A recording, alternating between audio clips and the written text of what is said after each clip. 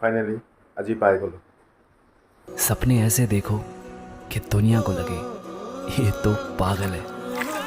আচলতে ভাবিব পৰা নাছিলোঁ এইটো একাউণ্টত মই ইমান সহজত CM পাম। একাউণ্টটো আনুষ্ঠানিকভাৱে আৰম্ভ কৰা বহুত বেছি দিন হোৱা নাই। 11 আগষ্ট 2025 এই একাউণ্টটো পুনৰবাৰ আনুষ্ঠানিকভাৱে আৰম্ভ কৰিছিলোঁ। মই এখন নতুন প্ৰফাইল পিকচাৰ লগাইছিলোঁ আৰু 2-4 জনলৈ ফ্ৰেণ্ড ৰিকুৱেষ্ট পঠাইছিলোঁ আৰু সেইদিনাখনেই মই প্ৰফেশ্যনেল মুড অন কৰিছিলোঁ।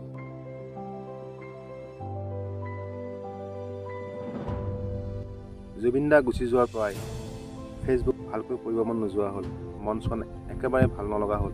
আচলতে মোৰ দুটা একাউণ্ট আছিল, এটা হ'ল মহম্মদ SS বুলি আৰু এটা মহম্মদ SS স্কাই, যিটো বৰ্তমান আপোনালোকে চাই আছে। এই স্কাই একাউণ্টটো মোটামুটি প্ৰায় এৰি দিয়া নিচিনা হৈছিলে, বিশেষ পোষ্ট দিব পৰা নাছিলোঁ, ইচ্ছাও নাছিলে। আৰু সেইটো একাউণ্ট মাজে সময়ে চলাওঁ। প্ৰায় 2-3 দিনমান এই একাউণ্টটো মই চাবই অহা নাছিলোঁ, কি হৈছে কি নাই। অকস্মাত মই একাউণ্টটো খুলি চালোঁ সিদিনাখন 30 ছেপ্টেম্বৰ। চাই কি কথাত মোৰ মন গ'ল, মই চাওঁচোন পাৰ্চনেল ডাছবৰ্ডখন কি হৈ আছে। চাই দেখিছোঁ যে কণ্টেণ্ট মনিটাইজেশ্যন টুলটো ছেট আপ কৰিবৰ কাৰণে দি থৈ দিছে আৰু মই সঁচাকৈ বহুত আচৰিত হ'লোঁ। তাৰ আগতে মই বহুত কষ্ট কৰিছিলোঁ একাউণ্টটোৰ কাৰণে একচুৱেলি, কিন্তু শেহতীয়াভাৱে মই প্ৰায় আশা এৰিয়েই দিছিলোঁ। এতিয়াতো দায়িত্ব বহুত বাঢ়ি গ'ল, কিন্তু সঁচা কথা কওঁ ফেচবুকচোন কৰিব মন নোযোৱা হ'ল। আশাবোৰ যেন কিবা মৰহি গ'ল।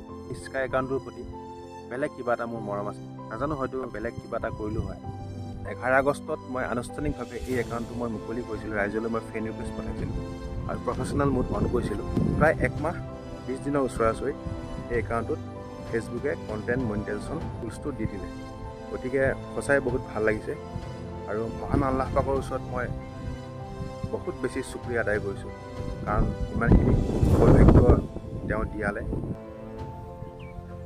কিছুদিন ধৰি দেখিছোঁ বিশেষ ফেচবুক কৰিব মন নোযোৱা হ'ল, আশাবোৰো কিবা মৰহি যোৱাৰ নিচিনা অনুভৱ হৈছে। যা নহওক তথাপি মই আশাবাদী, সময়ে যেন মোৰ উৎসাহ উদ্দীপনা পুনৰবাৰ জীয়াই তোলে আৰু কিবা নহয় কিবা এটা কৰাৰ প্ৰয়াসত যেন উদগনি জনায়।